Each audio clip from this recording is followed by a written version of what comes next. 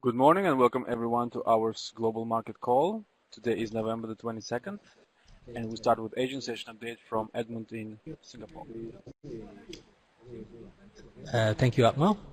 So equities were broadly higher following fresh highs in the U.S. markets, while in Asia, risk-on sentiment continued to dominate as we see U.S. S&P futures continuing the overnight rally, breaching the 2200 level. In Japan, we had a magnitude 7.4 earthquake near the Fukushima prefecture, which saw dollar yen retrace to a low of 110.27 on safe haven yen buying, before recovering most of the declines after news emerged that there was no damage after the quake.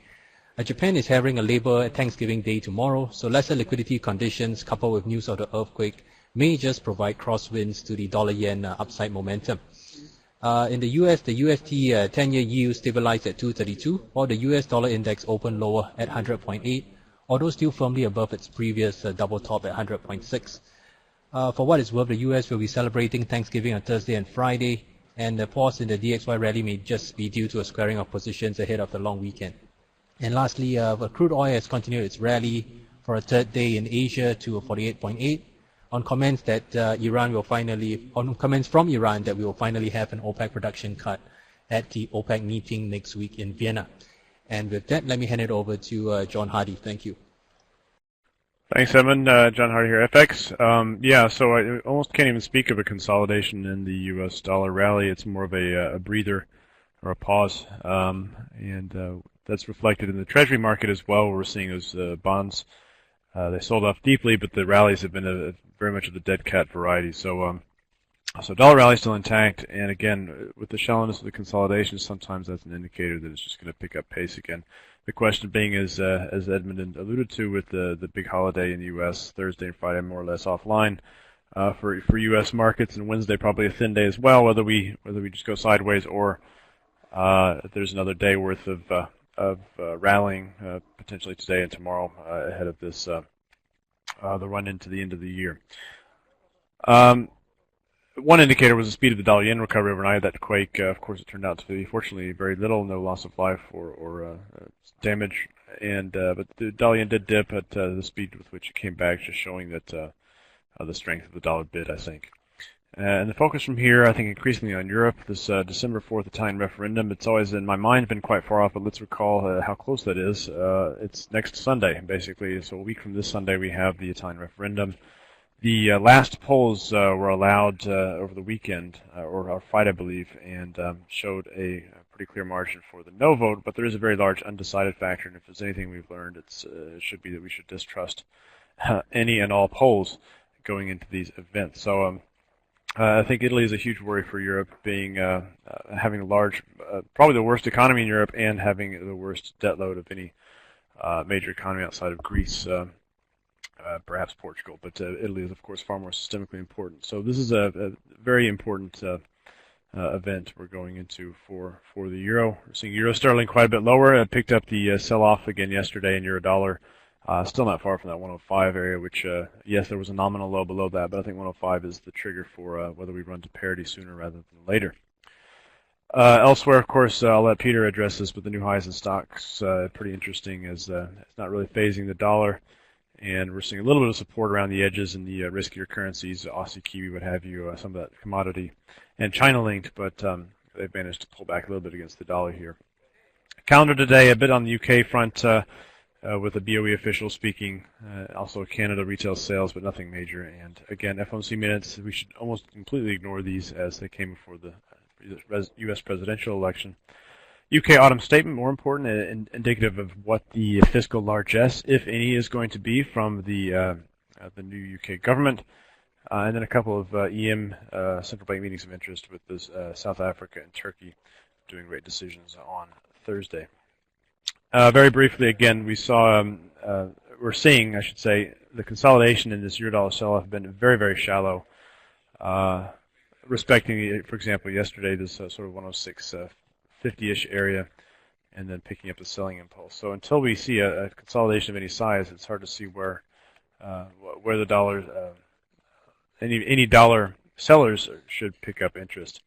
And again, it's the U.S. bond market. This has its is exerting the most influence here. U.S. 10-year yield shown in yellow, dollar yen in white, and tit-for-tat, one-for-one correlation there, more or less, as we run higher in U.S. yields. With that, I'll pass it to Peter on equities. Thanks. Thank you, John. Where is the slide? There it is. So yes, we hit all new all-time high in the S&P 500 yesterday in the cash index, and the equity futures are still staying above 2200 mark. Obviously, I had a short position in S&P 500, Russell 2000, stopped out of those yesterday.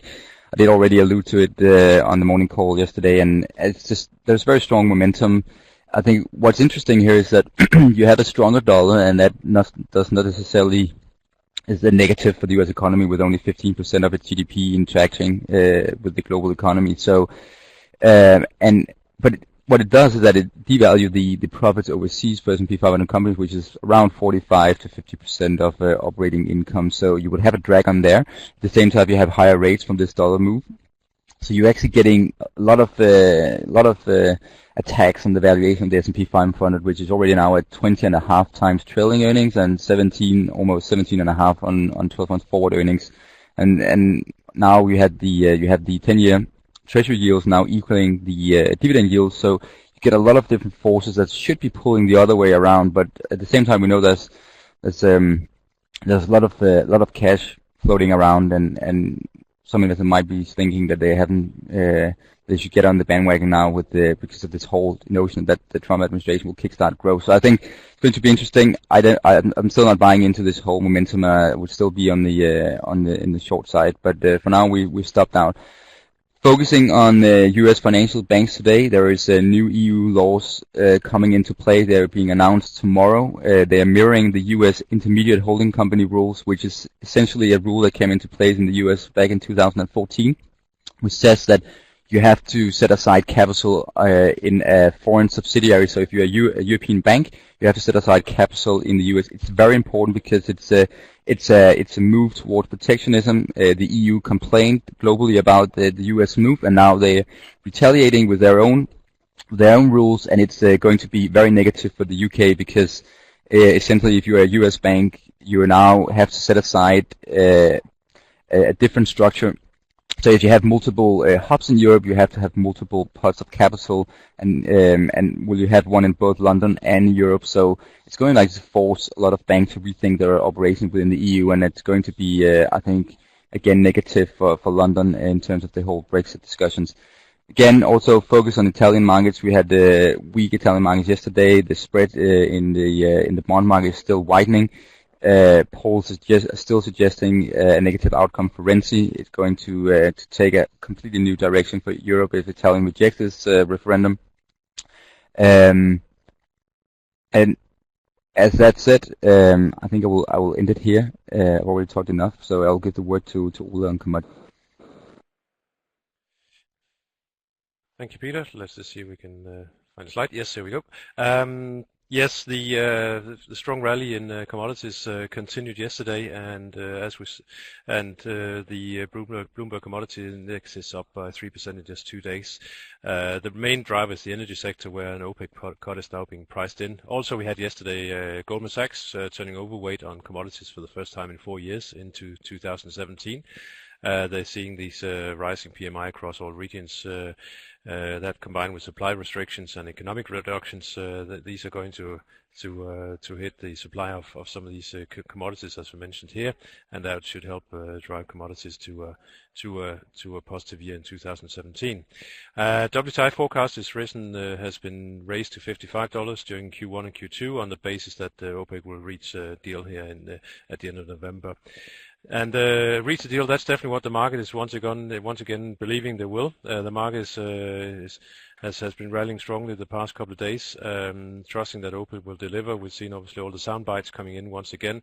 It does once again highlight that OPEC has become the biggest provider of volatility in the oil markets during the past 4 months. Comments has really been driving the market around this in and out of this $10 range that we're seeing during this time. But also, same time, the reason why we've seen the rally is that the physical market has been incredibly weak, especially in Brent over the past couple of months, and that has attracted some short selling in the market. And we can just see over here, this is as of yesterday, so it's not taking into account the bar overnight. But when before the latest OPEC intervention, or the first OPEC intervention back in August, there was a short of 125 million barrels in Brent. As of last week, last Tuesday, that growth short was 157 million barrels, so quite a big short that needs to be reduced, and that's probably the main reason why we're moving high at the moment. We reached 48.65 as we talked about as a target yesterday. Today, I think we really should be struggling to get it much above 49.80. I think we need some facts before we can really start to proper challenge the $50 mark. Copper also continued to drive higher, and once again we've seen over the past 2 days here. If you look at the intraday charts, the rally is happening in Asian hours. Chinese traders are continuing to load up on the metal, probably supported by the fact that we held above support here recently during the correction. So that's for high grade copper at 242. So funds who are now been very, very heavily biased over the past 4 weeks, they will probably hang in there as long as we stay above 242. So that's currently my line in the sand for any change in the direction. There's no doubt that the current levels are struggling to justify current levels from a fundamental and economic perspective. We are seeing several of the major houses calling for lower prices, but at this stage momentum is taking it higher. Gold is struggling to find buyers and needs really to break above 1233 to attract some renewed interest. So we are currently onto that scene. We are stocking this 1200 to 1233 range. As John mentioned, the dollar weakness, periods of dollar weakness at this stage probably is going to be fairly short-lived, and if we should see the dollar start to show some strength again, then we will be stuck in this range for the time being. And just finally, silver is finding support from the rally we've seen in industrial metals, so we've seen the ratio coming down there a bit. And final commodity webinar this afternoon at 1:30 CET. Looking at some of the expectations resets following the Trump win and some of the major implications that could have for some of these major commodity markets into 2017. So tune if you have the time. Otherwise, I'll pass you back to the host. Thank you very much, Ole, and thank you all for joining us today. We'll go live again tomorrow at our usual time, 8:40 CAT. Safe trading and have a nice day. Bye-bye.